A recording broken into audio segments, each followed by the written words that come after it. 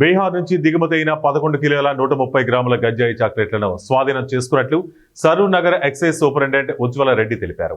జీవనోపాధి కోసం బీహార్ నుంచి కొంతమంది హైదరాబాద్కు వచ్చి వ్యాపారం చేసుకుంటూ మత్తును కలిగించే గంజాయి చాక్లెట్లను జోరుగా అమ్మకాలు సాగిస్తున్నారు.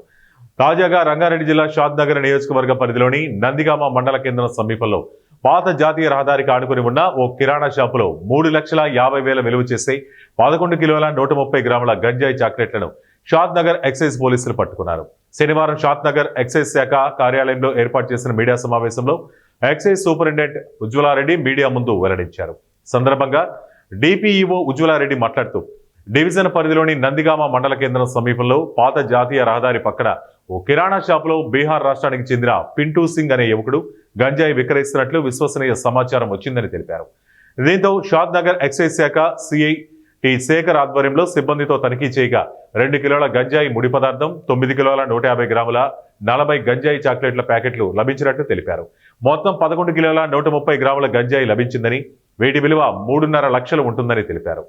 నిందితుడి నుంచి గంజాయిని, సెల్ ఫోన్ను స్వాధీనం చేసుకుని అరెస్టు చేసి రిమాండ్కు తరలించినట్లు వివరించారు.